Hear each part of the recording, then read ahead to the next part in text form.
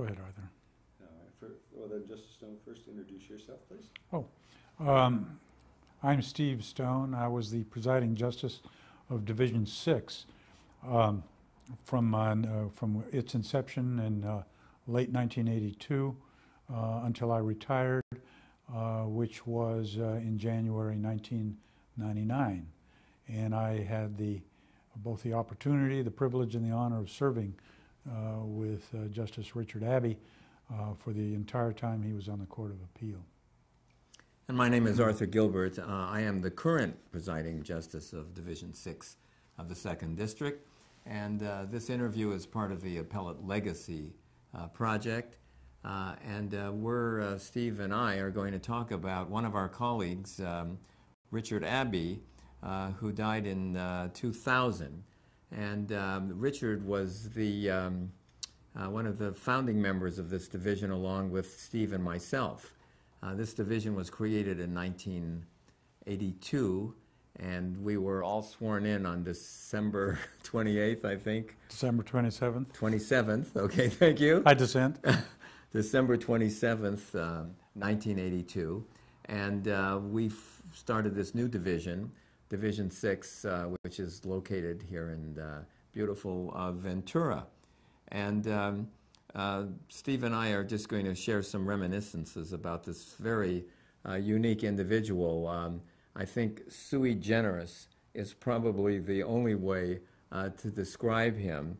He was a district attorney of I think it was Shasta County. Shasta County, he was a DA opposed to the death penalty.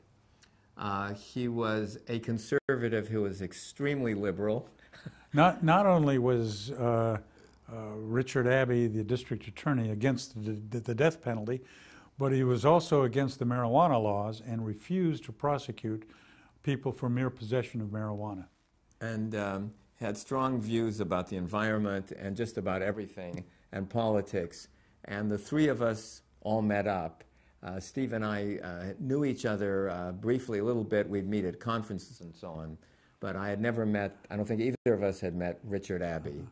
And incidentally, you can never refer to his first name by the nickname for Richard, which I won't even say because he's looking at us. Because he's watching Richard is this looking thing. at us. And so you can't call him by the traditional nickname that people use for Richard, and I'm not talking about Rich. But at any rate, he was born in 1926 in Paris. And his father was a very famous international photographer, James Abbe.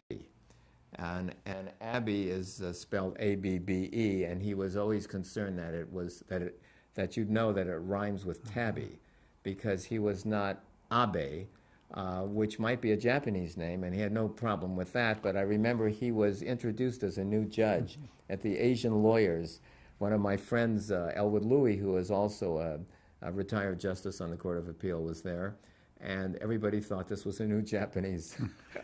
It's true. Even the voters that are at the elections that we have to put up with occasionally, it was known that Richard would get slightly less votes than either Arthur or I, and the reason attributed to that by the experts was that his name was, too many people thought he was Asian and voted against him for that reason. There are people out there like that. And it was, they thought it was Abbe, the Japanese name. Well, he went around and actually then wanted to be known as Abbe because he was always in favor of the underdog and, yes. And had a very unique view of life. Now, his father had photographed famous people all over the world. Joseph Stalin, Hitler, movie stars. And his childhood he lived in Berlin for a while, yes, his father did. Right, and he lived and there. Richard lived in while Berlin. the Nazis were coming to power. Coming to power in the middle 30s. Yes, and we'd always kid him and say that yeah. he was really a Nazi at heart. No, we were just joking around. Yeah. And he said, come on, you've got to let me off the hook. My son-in-law is Jewish, I remember that. So Richard knew all these famous people. They stayed at Hearst Castle. They actually stayed there, and they knew Hearst. Mm-hmm. As a child, he knew Laurel and Hardy and Shirley Temple and all these. It was interesting famous because people. he had a unique childhood and was able to share in a way in the fame of the subjects of his father. Yet, in many other respects, he had a lonely and difficult childhood. There were estrangements in his family, and he was moved around a lot in ways that he really didn't want to. So he had a lot of the good and the bad, and I think much of that made Richard what he was, a very, very independent thinking person. Right, and didn't care much for fame or movie stars. No. In fact, never sought fame himself. He refused to surround himself with any trappings of convention, trappings of conventional success. He would never wear anything with a label, for God's sakes. And I remember that although he had one of the finest, he was a bicyclist and an avid one and a good one, and he would disdain the label on his bicycle and make sure his bicycle looked aptly trashed. That's right. I used to ride with him, and we'd go on these long 100-mile rides up in Solvang. And as I used to say, I felt like I was riding with a homeless person. But that was Richard. And he used to he drove an old car, a rattle trap, and would deliberately not wash it. And during the time that he was a private judge, he would go to these big mediations and drive up in a car that had a bungee cord to hold the gear Hold it shift. in gear. His bungee cord held it in gear. That was how the car worked. So we all met at our confirmation hearing in 1982. I had never seen, met, or hardly heard of Richard Abbe until that day. And I'm sitting next to him waiting to be called up. Our hearts are thumping. And I noticed that his jacket doesn't match his pants. It's supposed we're all wearing suits. And it was really a remarkable mismatch. And so I looked at him, I said, I noticed that your clothes are not your strong point, or something, making a joke. He says, oh yeah, he says, I grabbed the wrong coat from the wrong suit when I came here. And so we sort of laughed at that, and then we were listening to the Steve Stone's confirmation process, and he was standing up in front of the panel, which consisted of the Chief Justice, the Attorney General, and the senior-most Justice of the Second District. And they were asking questions, and we knew that Steve smoked. And then they mentioned, when you were talking about Steve's many accomplishments, it was mentioned that Steve was chair of the National Heart Association. And so Richard and I looked at each other, and we both said right then, under our breath, we're going to deal with this. And so we take, and they did, and we take credit for, and successfully, persuading you finally to give up smoking and saving your life. You owe your life to us. I think that's right. I wouldn't be here but for that. You were saying that, we were talking about the first time we met Richard. I actually had an inadvertent conversation with Richard, and I don't know whether you were on the call or not, but Governor Jerry Brown, when he appointed me, called me up. And this was the final time that he did that. It was early in December, and it was very late at night. And he called me up and he said, I'm appointing you and Art Gilbert and Richard Abbe to the Court of Appeal in the newly created Division 6. And I knew who Arthur was. And I said, that's fine. And I said, well, who's going to be the PJ? The presiding justice. And he said, well, you are. And I said, how come? And because I knew that he was much closer to Arthur than I. And he said, because I have to politically, you're the only local guy. and then I asked Governor Brown, I said, who's Richard Abbe? I never heard of Richard Abbe. And he said, well, he's from Shasta County. He was the DA up here, and then he's the judge now. And I said, why are you appointing somebody from Shasta County in Northern California to a position here in Southern California? And I was saying that, hopefully with respect in my voice, because he said, well, maybe Judge Abbe can tell you himself. What I didn't know was that Richard was on the call. Oh, And I didn't Governor know that. Brown didn't tell me that. Oh my goodness. And I was embarrassed, but Richard handled it with wry humor, as he always did. And so the three of us were in this division together. Richard had this long beard. He would ride his bicycle everywhere. Well, when we were first created, we really didn't have any quarters. And so I became kind of the point person, if you will, in empty chambers down in Los Angeles, where the main court of appeal was housed. 5280 Wilshire, I think that was the... 3580. 3580 Wilshire Boulevard. Okay, pretty close. And Richard, sometimes we'd have hearings or we'd have to go down there, and Richard was looking for a place to live with his wife, Pauline, and so he'd come down to Los Angeles, and Rose Bird, who was the Chief Justice, said, you know, Richard, feel free to use my chambers anytime you want. She knew Richard. She really liked him. Mm-hmm. They had a close relationship. He knew her before she was Chief Justice. And so she had this huge, spacious chambers down there. And Richard said, hey, these aren't bad chambers. You know what? I think I'll sleep here. And he had a sleeping bag. He had a sleeping bag, and he slept in Rose Bird's chambers. And he slept in Rose Bird's chambers, and he'd get up early in the morning and go running. He had run several marathons. He was in great shape. So he'd go for a run. He'd come back, and I said, well, how do you take a shower? He says, oh, I make do. I can give myself a, I can use the bathroom. Kind of a sponge bath out of the... He says, yeah. And so, and this was going on for quite a while, and I kept my mouth shut about it. When the court would come down, of course, he would leave there, and he wasn't staying there every day. And then Rose Bird approached me once, and she said, you know, Arthur, I have this sneaking suspicion that Richard's sleeping in my chambers.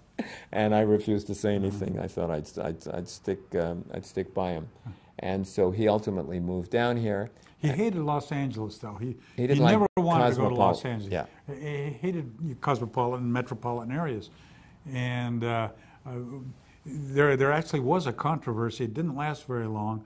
When our division was first invented, we had a couple of meetings in Los Angeles with our colleagues and the rest of the district, and at least one of them piped up when we were talking about where we were going to sit. One of them piped up and said, well, I think, although it's called the Santa Barbara Division, we're all one court of appeal, and you should be down here.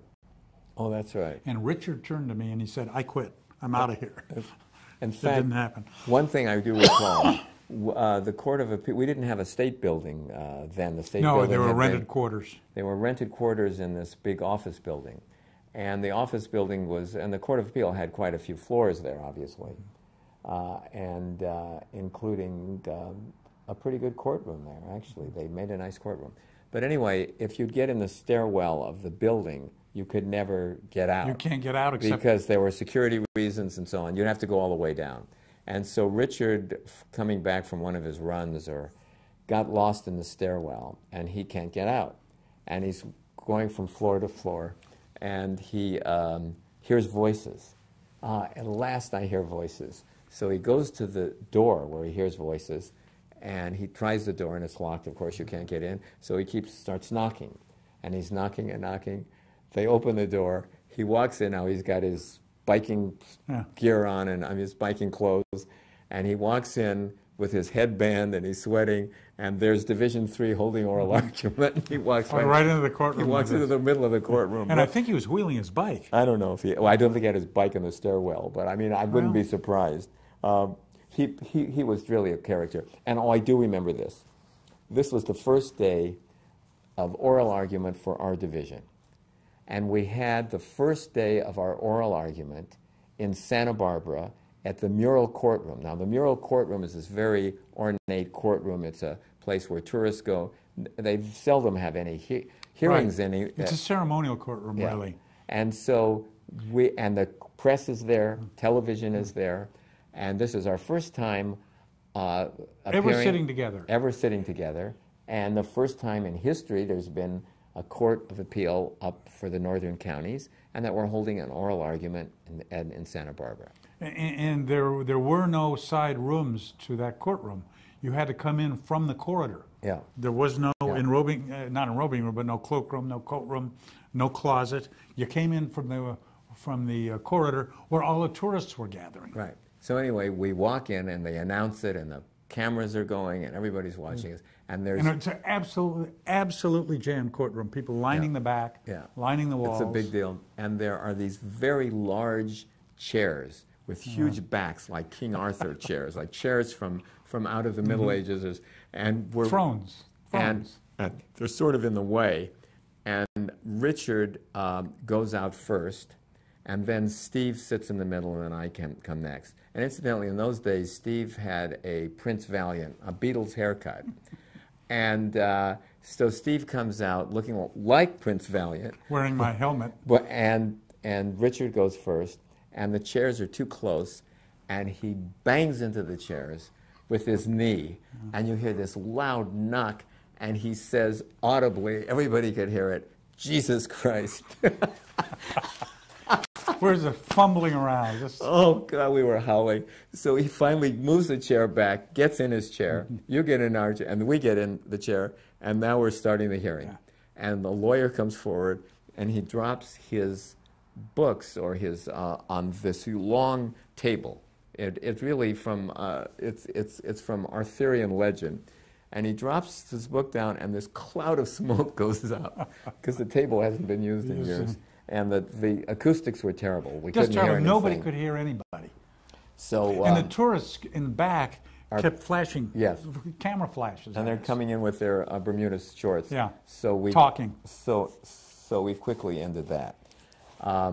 And then Richard lived in, and so we had our hearings, in Santa Barbara at the Board of Supervisors room. And Richard had a house there. They finally bought a house. And there was a room that they call the Arthur Gilbert room because I would stay overnight every time we'd have it. Yes, and you stayed overnight. I'd stay overnight sometimes. And we'd ride our bikes down from Santa Barbara back to Ventura. Back to Ventura after the oral argument in the morning. And then our research attorneys would meet us on bikes halfway, and we'd all have breakfast together. It was a wonderful experience. The newspapers liked it for a while. They put a picture of us, and they put it, the Wheels of Justice. No. It was called Appeals on Wheels. Appeals on Wheels. I called the press and said, "This is a great story." So they got the three of us coming in and took a shot on the front page of the paper. We also had a lot of fun doing our cases and writing. We did that too, but before we leave staying with Richard, whenever we were up there with Richard and whenever we had oral argument up there, either the day before or the day after, we would usually make a point to go to the beach. And we'd all go to the beach and we'd run and swim on those days. And it was really unusual for a staid and starchy Court of Appeal image. But that's what we did, and we would bring our wives, and at the time I wasn't married, so I brought a girlfriend, and we would just have the most wonderful time together, sort of preparing for argument or post-argument. But it was just a way of life for us. You've just reminded me of an incident at the beach.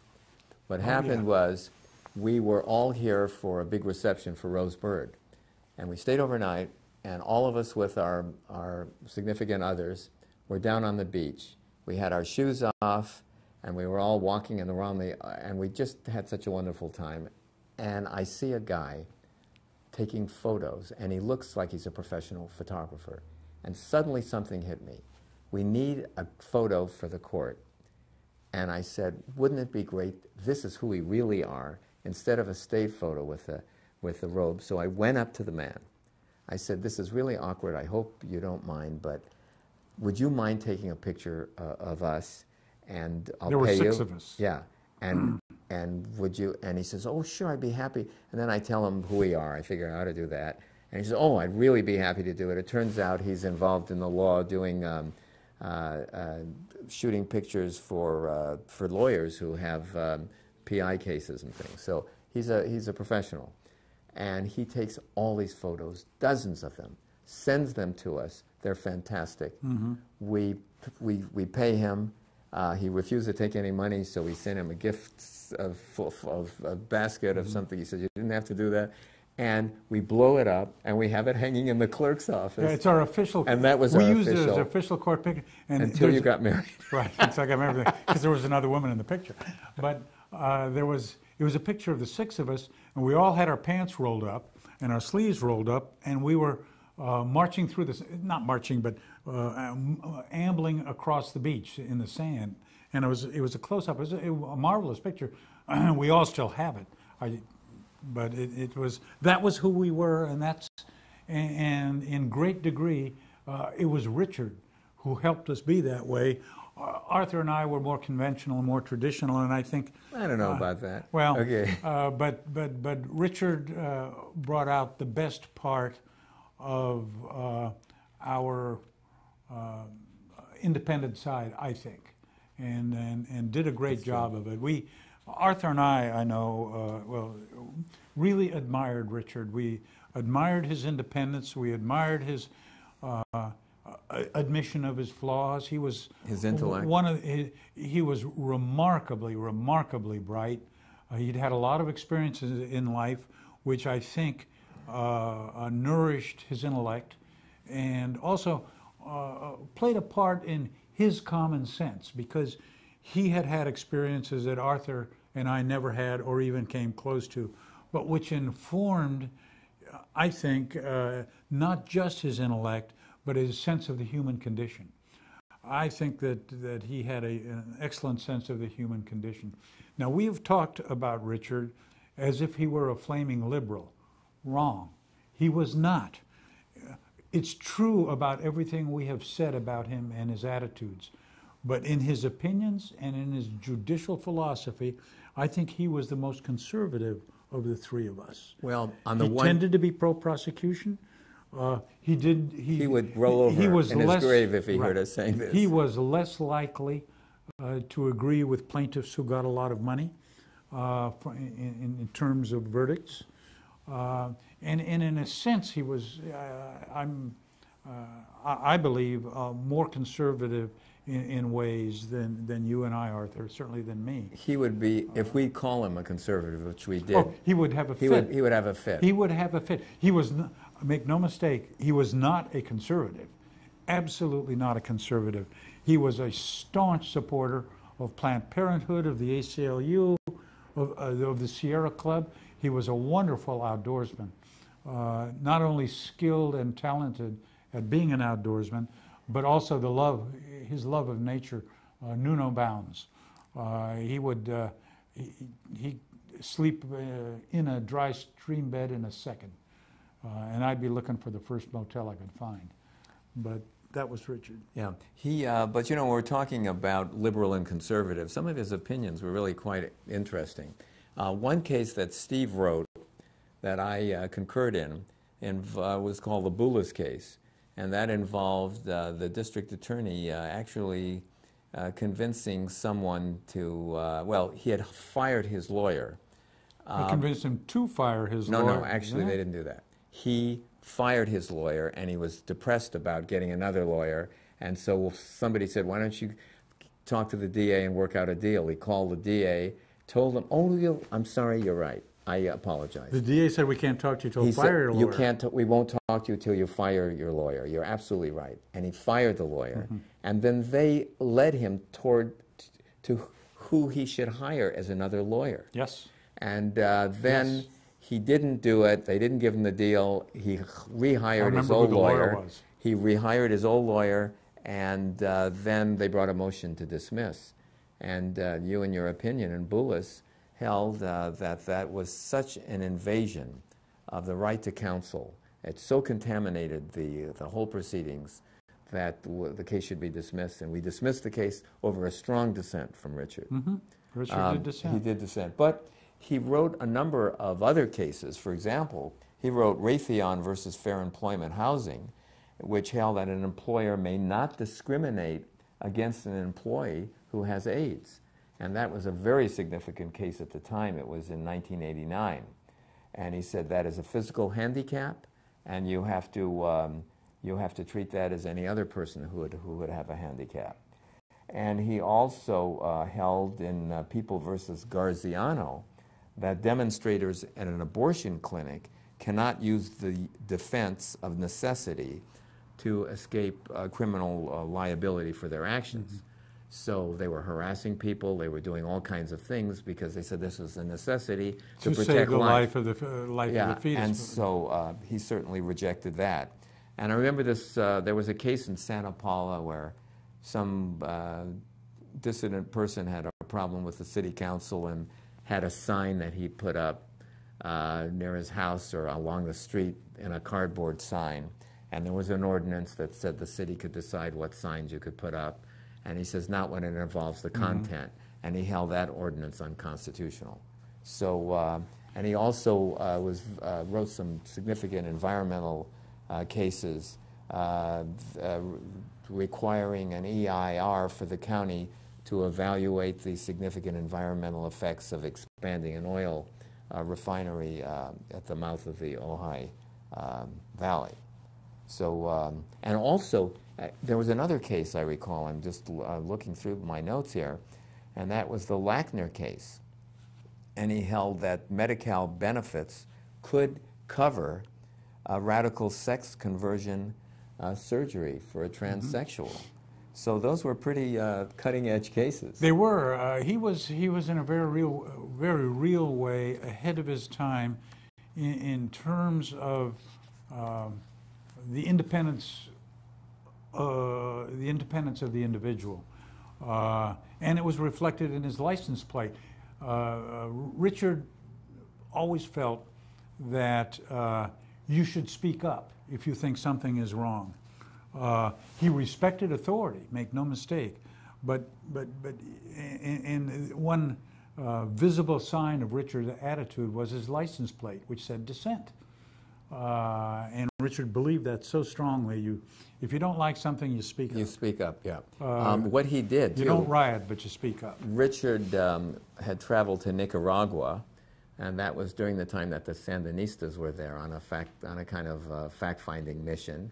And you had gone as well at a separate time. Yes. And the three of us, and I remember when he went to Nicaragua, if you're speaking about how outspoken he is, he said, I'm going to come back and hold a press conference. I want everyone to know I was there. I'm going to tell them what I think about how we're responding. And Richard was very angry with President Reagan and the government at that time for funding and supporting the Contras. That's right. While Richard felt that the Sandinistas were legitimately there. Leave them alone. So we were going to have oral argument in Santa Barbara, and he schedules a press conference with a professor who had gone as well.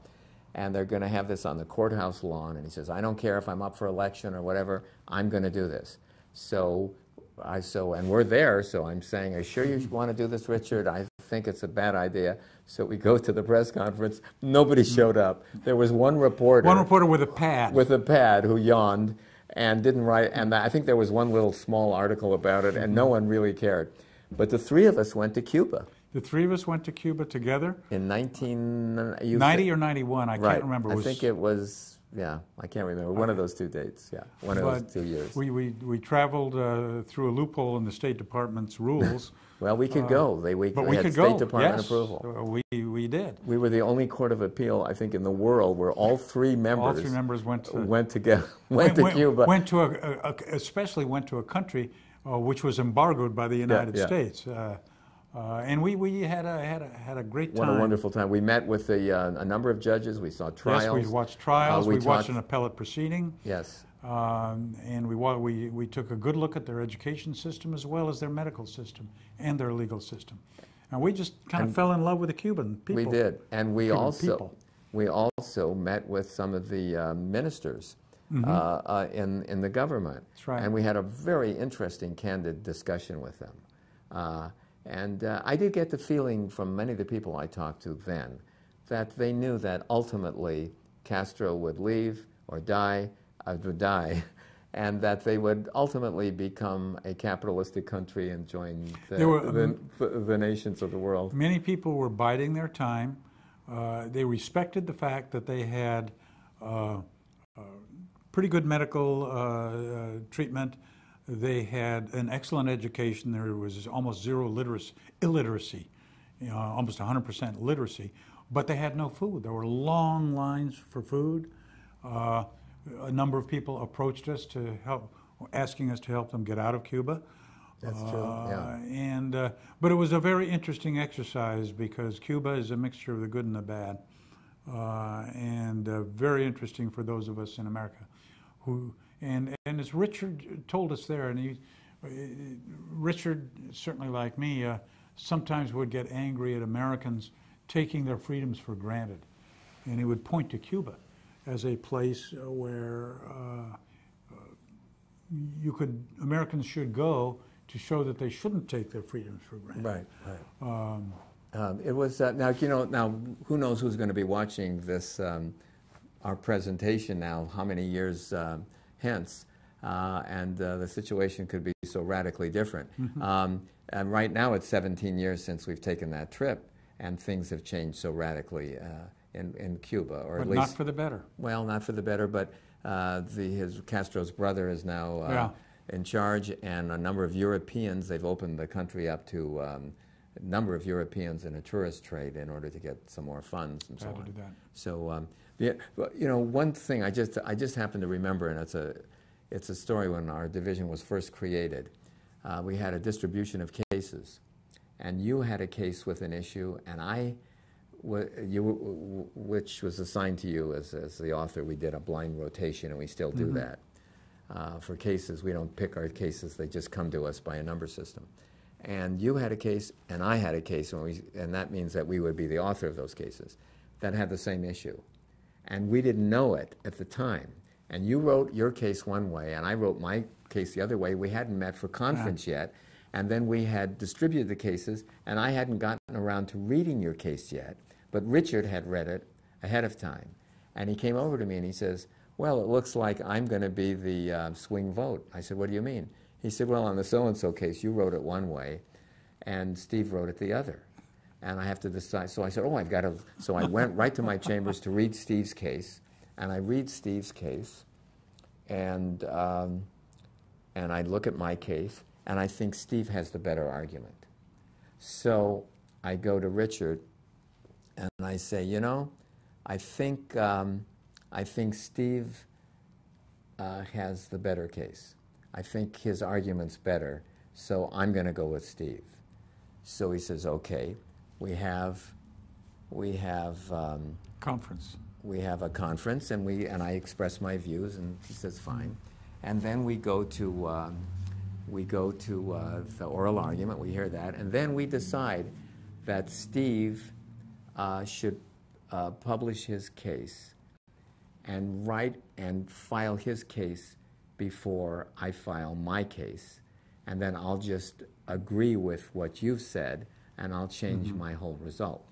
So Steve goes ahead and files his case, and Richard agrees, and we all sign off on the case. Now it's time to file my case. So I am now going to file my case, which won't be published, and I'll just agree with what Steve said. It'll be easy. So I do something, and I give it to Richard, and he's not giving me the case back. And I'm waiting and waiting, and I say, hey, well, come on, let's file this case. He says, oh, I'm thinking about it. So I said, what do you mean you're thinking about it? You signed off on Steve's case. It's all done, isn't it? He says, well, I may have something to say about it. And he gives me the case back a month or two later with a dissent. And I read the dissent. And it's your original... Oh. Thanks for giving it away. So I read the dissent, and I say, this is one terrific dissent. It's so well written and everything. You know, I think I may go the other way. And Richard says, well, of course it's well written. You wrote it. He took my initial this case and wrote as my case his dissent. And whatever happened? Oh, it was a joke. Oh, and okay. I think I don't know what happened. Did I change and we go the other way? I don't think so. I don't. No, I think I stayed with your result, and I don't know if he filed a dissent or not. I don't recall, but that was the kind of humor that you got from Richard. Now, when Richard he retired. When did he retire? 1990. 91, I think it was. No, it was later. 94, I think. 90. Okay. Was it? We better make sure about that. Richard, when he retired, and I know when he retired, it was in November. I remember we had a long discussion about it. And when he retired, I'm just trying to think, my goodness, I think you're right. You said 1991, it was 1990. It was 1990. So he was November 30th of 1990. My goodness, that's right. Yeah, so go ahead. I was trying to remember if he was in this new courthouse. Well, no, then he was not, but I do remember Richard was disgusted by ostentation. Yeah, he didn't want the new courthouse. He didn't want the new courthouse. He thought this courthouse was too fancy, too plush, too posh. What are we doing with paneling? You know, that sort of thing. And that was who Richard was. Yeah, yeah. He was a, I was going to say professional curmudgeon, but that's not what I mean. But he loved to, I can't remember who said it, but to make the comfortable uncomfortable. Yes. And you probably know that quote, Arthur. Well, he would always challenge convention. Yes. And challenge why you believed the way you did, particularly if you thought you weren't giving it the full thought. And I thought that was so helpful to us in our evaluation of our cases. So he retired and sat by assignment on the Superior Court for a while, did some private judging, and had some grandkids and just enjoyed his grandkids, and was an avid skier and biker. And his retirement years, I think, were a joy to him. Yeah. They really were. He had a blended family of children and grandchildren that was large, and we haven't spoken of it, but Richard, a long time ago in the 70s, bought what was then a small place at Lake Tahoe, right on the water. And he invited us all to use it whenever we wanted. We would go up there periodically and enjoy the place at Lake Tahoe. And it was interesting because he had probably 200 feet of shoreline at Lake Tahoe that he paid $20,000 for. That has to be worth $10 million now. I can't imagine. But I know that I and my wife have gone up there about every 2 to 3 years and used his place, and occasionally met him up there. And he loved Lake Tahoe. He loved the mountains. He loved hiking. And as Arthur so eloquently put it, he was truly a friend of nature and respected it, and wanted all of us to respect it. He died. He had a stroke and died suddenly in September 3rd of 2000, and he was in Berkeley visiting his daughters and grandchildren. And we had a memorial service for him, and that memorial service is, you can read in 99 Calap 4th. And on that edition of the California Reports, we actually held a court hearing in Santa Barbara, where a number of people spoke about this very interesting and unusual personality. And I would commend anyone who sees this interview to take a look at 99 Calap 4th and to get some insight into this really, truly remarkable individual who we'll never forget. That's so true. And one other attribute that he had, no one on this planet could mutter or mumble better than he when he disagreed with something.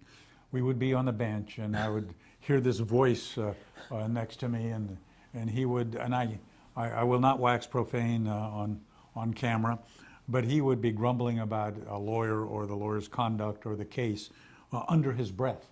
But he had an ability to project it into my ear so that I knew everything that he was thinking at the time when he wanted to be a curmudgeon. He was just marvelous at that. Yeah, he was very good. And he was good at that at our conferences as well. He was. You never had any doubts about where Richard stood on an issue. And tact was not his strong point. And one lesson I learned early, never even think about being pompous in his presence. That's right. Because he would let the air out of you in a nanosecond.